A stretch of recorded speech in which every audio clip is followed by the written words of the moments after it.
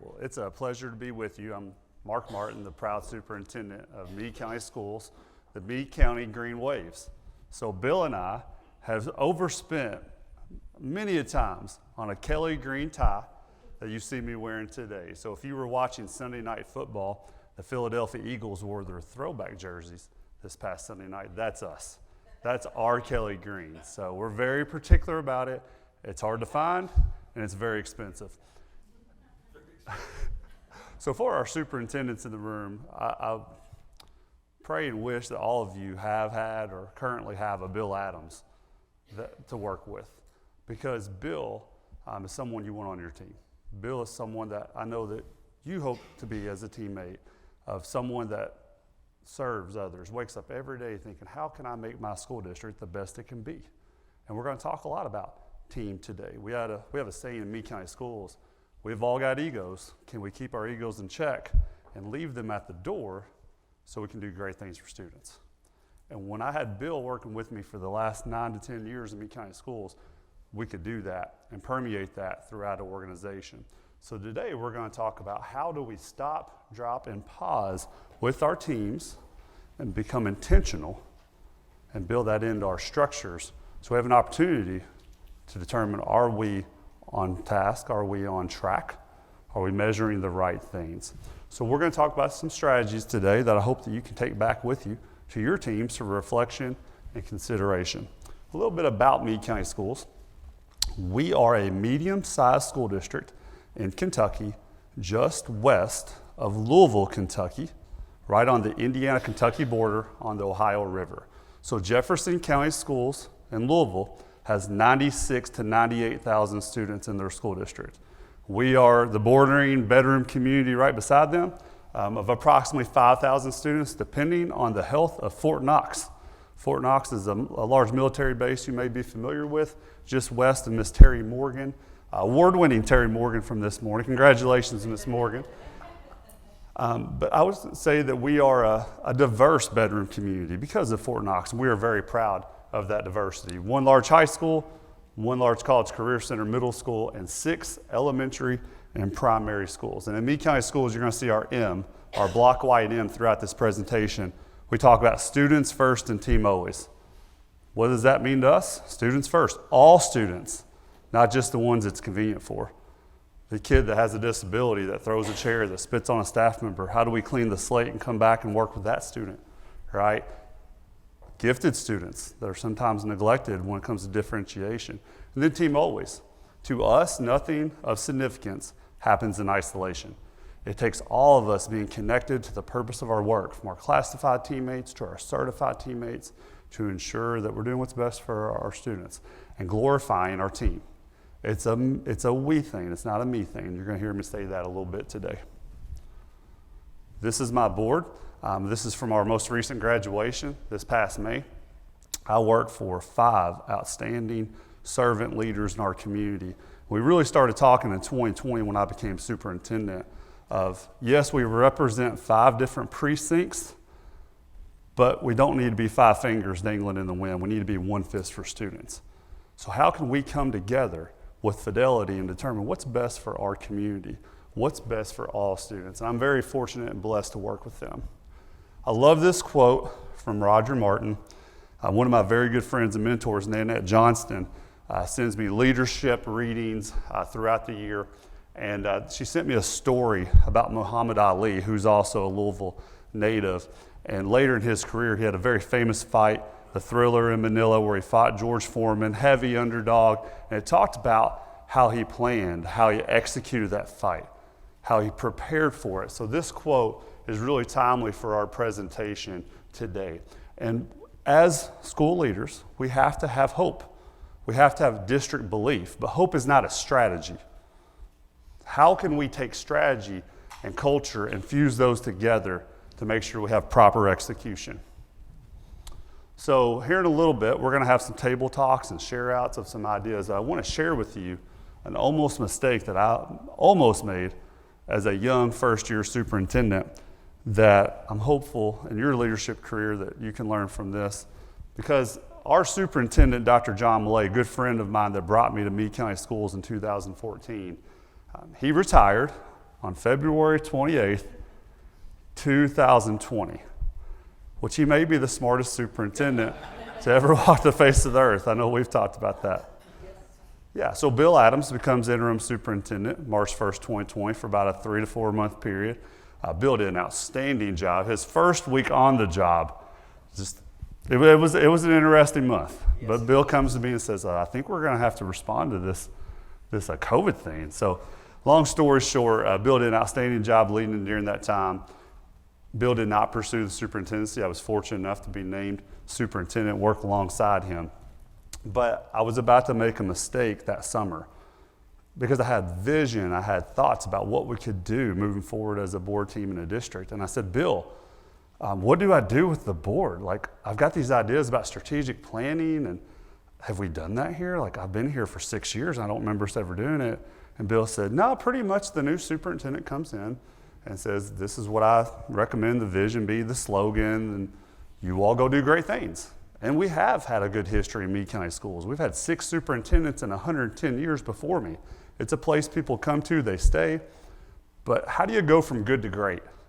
Right? Jim Collins talks about that. Those are the hardest last steps. We have pockets of great, we have pockets of below average. But how do we collectively go from good to great? And I knew that we were positioned for that. But we all had to be on the same page, right? So my thoughts are, okay, I guess I'll do what Bill said, and I'm going to do what the previous 6 superintendents did and develop a mission statement and a vision. We'll go do this. But it was July 2020. You all know how hot it was. Wasn't the right time. Could be the right move, wrong time. It was going to equal that resistance, right? So I'm having these intuition feelings like I'm not sure that I'm going to get much mileage or buy-in at this time or ever if it's my plan. Because the board would have supported that. So we actually had a working session in August of 2020 where we were going to start working on our own plan moving forward. And I talked to my friend and mentor, Nanette Johnston, who, correct me if I'm wrong, but Nanette Johnston, I believe, is credited in Kentucky as far as bringing Studer to Kentucky with the Warren County Schools, Hardin County Schools. She's just a fabulous leader in our state, a former Kentucky Superintendent of the Year.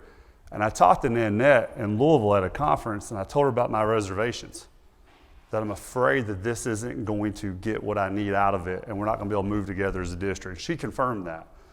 What we didn't have in Meade County at the time was a two-way communication structure. We had a history of not being transparent. We had a history of we'll make decisions and we're not going to communicate the why behind it. Okay, and our board members were kind of telling me that, and I had sensed that from my first 6 years as an outsider, an external type candidate. And I thought, how can we put some foundational things in place to ensure there's voice from our students, voice from our employees? So I developed advisory councils, classified advisory council certified student that we meet now 5 to 6 times a year. And I talked to Nanette a little bit about Studer education. And that's how my story starts with Studer education, is in the summer and fall of 2020. Later that school year, we did a 7-month strategic planning process, and we implemented a 3-year strategic plan that we will be finishing this June that we'll talk a little bit about today. But my almost mistake was I was going too fast. Sometimes you have to go slow to go fast, and that's a theme throughout today's presentation. So my question for you and your table, and here in a moment I'll ask for a couple of share-outs, is how do you pause and reflect with your team in your school district? So whether you have a strategic plan, whether it's your progress monitoring process, how do you do it? Do you do it annually at a summer retreat? Do you do it quarterly? How do you pause and talk about how the work's going, not just as a district, but how do you do that at the school level? Because I know you want to cascade your plans to the classroom. You want your students to benefit from this. So have that discussion at your table with your colleagues. How and when do you pause? So I'm going to provide you some monthly examples of how we pause in Meade County Schools and some annual examples of how we pause with our principals and also our board, and how we're continuing to promote what we said we were going to do, that we're actually executing that and instilling that confidence so we can hardwire the practice of strategic planning, progress monitoring, and execution for many generations to come.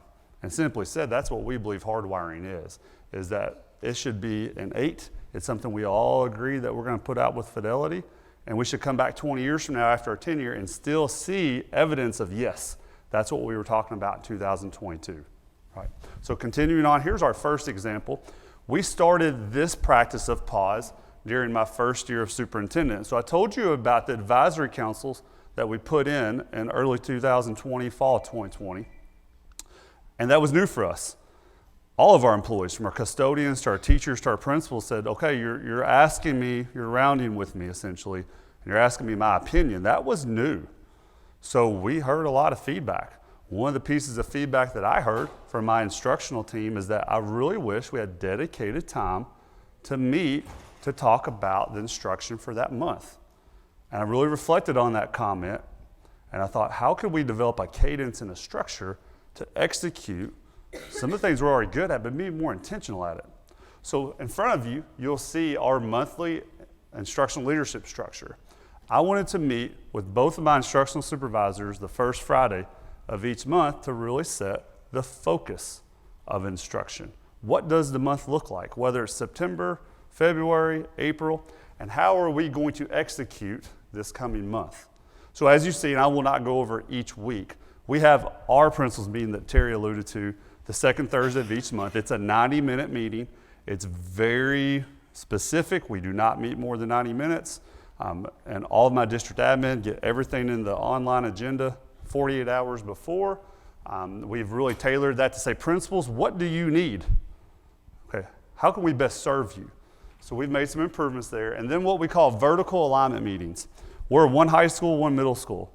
I believe from preschool to pathways, we should be aligned in everything we do, vertically, horizontally, from athletics to our co-curriculars to our academics. So we implemented vertical alignment discussions during the 2020-2021 school year. And what that could look and sound like is that anybody that's attached to each other as a principal, as a leader, meets with each other to talk about district issues. It could be the new ELA curriculum we adopted, the new math curriculum. It could be how our writing cadre is going to debut the next round of work in our short cycle planning, let's say in execution. It could be the middle school principal attached at the hip of the high school principal, the same way I'd want my special ed director and my instructional supervisors attached to the hip. Primary principals, elementary principals, and so on. And then finally, what we do from a visit perspective. You know, Pat Greco led an outstanding panel discussion yesterday afternoon, and she asked the question at the end, where do you see education in 3 to 5 years? What are some of those big pillars? All great answers, from mental health to the workforce. I'm going to give you one more that we believe in Meade County Schools, and that is from an instructional lens. There are 3 things, in my opinion, that will not change. Commissioners will change, superintendents will change, principals will change. But these 3 we believe in and we execute on a monthly basis. That is core instruction, from PLCs to all of our instructional strategies, how we implement those, small group instruction, mixed ability groups, from our special needs kids to our gifted kids, being in the same group. We want our classrooms to look like the real world. And the real world is diverse and made up of all kinds. We want our small groups and our classrooms to look that way as well. Number 2, MTSS. School-wide intervention at every single school, from high school down to our primary and to our preschool. We have to have that if we're going to close gaps for free reduced lunch kids, students with disabilities, gifted students, and then finally co-teaching. It is a non-negotiable in Meade County Schools that when 2 adults are in the classroom, that they will both provide direct instruction, and we've been on a 10-year journey with that since my time as special education director that we won't have time to dive into today, but those 3, co-teaching, school-wide intervention with MTSS, and then core instruction. And especially coming out of the pandemic, yes, mental health, yes, workforce, but we've got to get back to those systematic processes. We're not going to chase test scores in Meade County Schools. We're going to chase a process for preparing students for a quality life. And through that process, we're going to see great results. And we're excited to share with our public next week our test scores that will come out next week, and some of those gaps we've closed coming back out of the pandemic for free reduced students with disabilities. But that's an example of how we pause on a monthly basis. There's a picture of my team from a couple years ago. Every year we take a team picture, and I just work with some of the best people And it's why I love Meade County Schools. There's Mr. Adams right there. I believe in the same shirt and tie. Man, it's a big day. It's a big day. Okay, here's our annual pause. This is something that I talked to my coach, D.D. Ashby. I'm biased, but I think I have the best coach at Studer. So I know some of you all work with Dr. Deanna Ashby. But I talked to her in the summer of 2022, and I said, okay, we'll be a year and a half in our, through our work this December of 2022 in our 3-year strategic plan. I want to take a mid-strategic plan pause and try to check the temperature, as all of us as leaders try to do, have our pulse on temperature, of how is this cascading down to the classroom level. Because we progress monitor it every 90 days at the district level, but is it getting to where we need it to go? And how do we take advantage of this last year and a half of this 3-year strategic plan? So I asked her about this idea. She said, yeah, let's try it. It worked very well for us, and I'll share just a little bit about that. So we had a short, simple agenda. At the bottom, you see all of our 9 schools counting our College Career Center.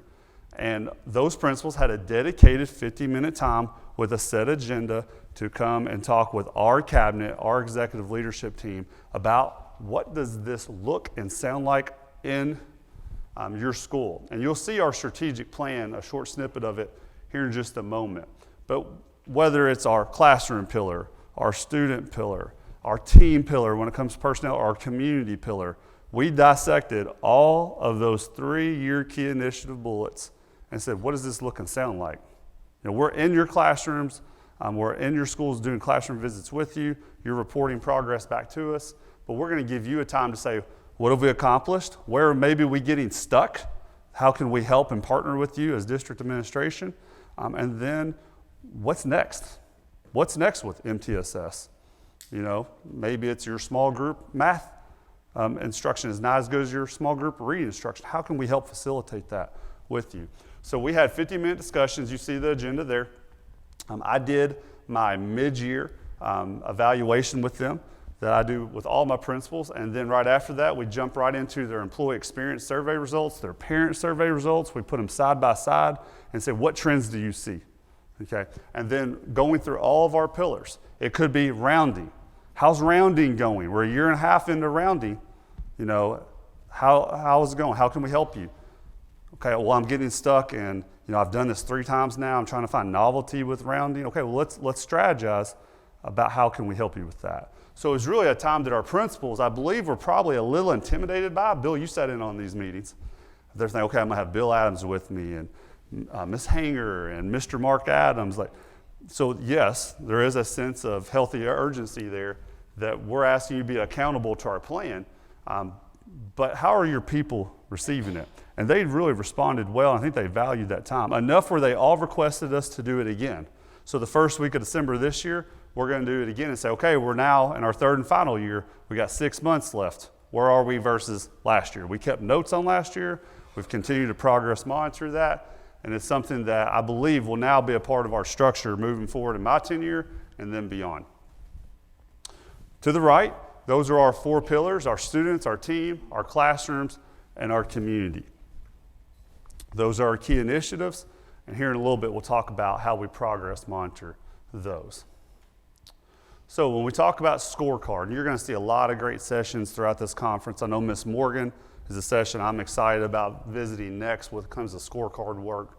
But these are some of the key questions that we ask when we're talking with our principals, our departmental leaders, that we reflect on as well with our cabinet. And when we talk about vertical alignment, are we living our message with sincerity? Are the things we measure, are those the most important that we all agree to as a steering committee, as a board of education, back in 2020, 2021?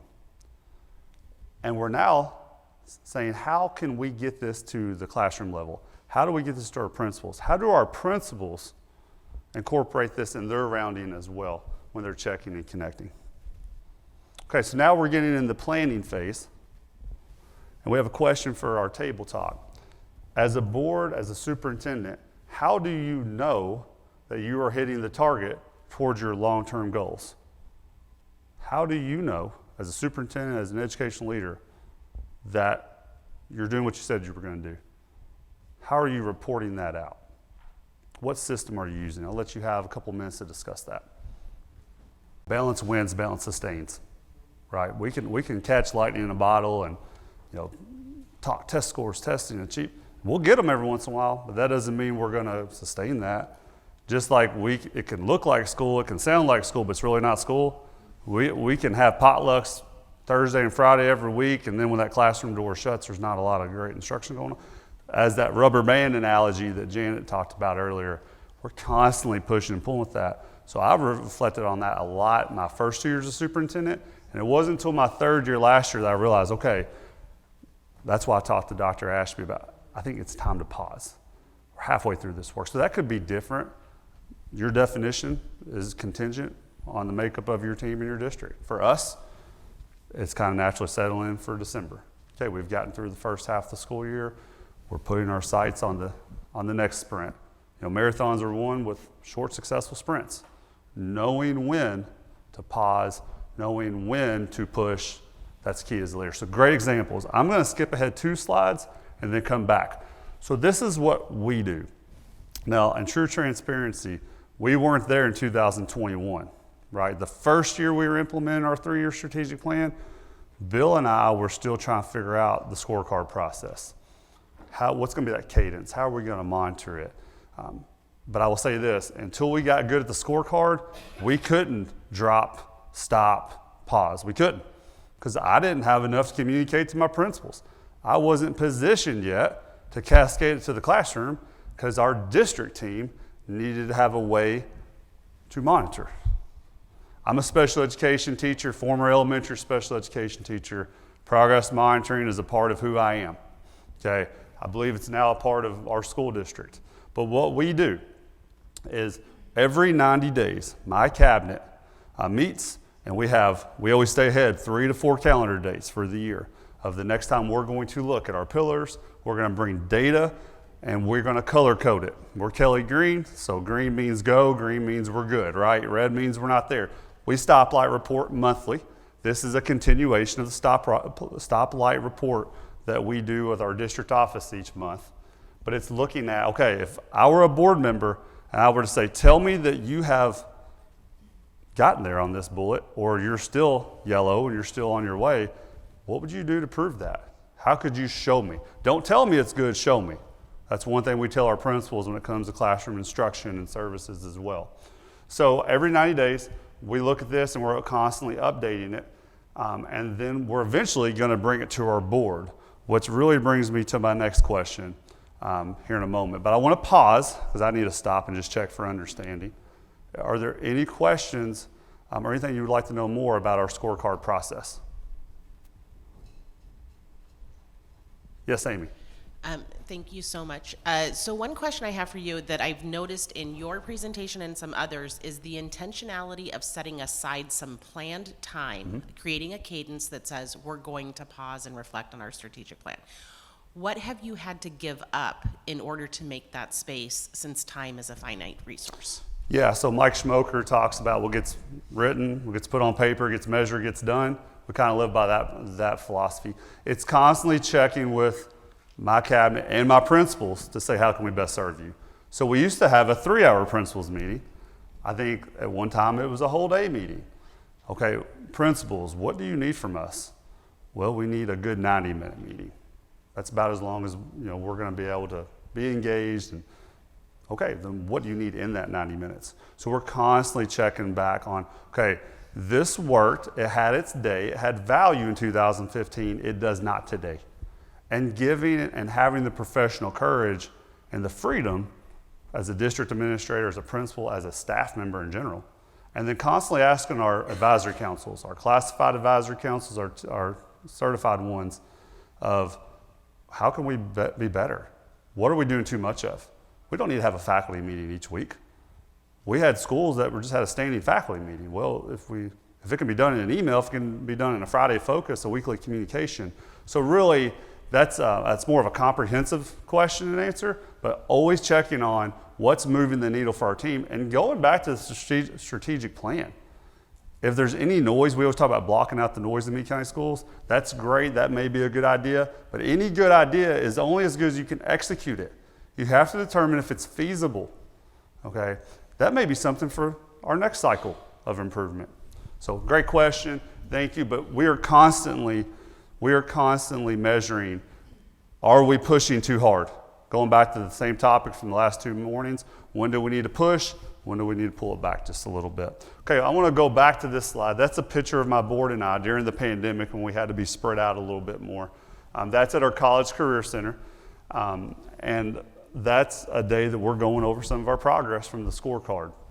But the question I want you to have a quick conversation at your table is, how are you communicating progress with your strategic work with your board? And if you're not, that's okay. Do you have an idea of what you would like to do? Or maybe there's someone at your table that has experience with that. So how are you communicating progress to your board to instill confidence in that process? Please have that discussion. I'll give you 2 quick ways. Both of those are great examples. We do similarities to both. January, right after our principals stop, drop, and pause, we do the same thing with our board.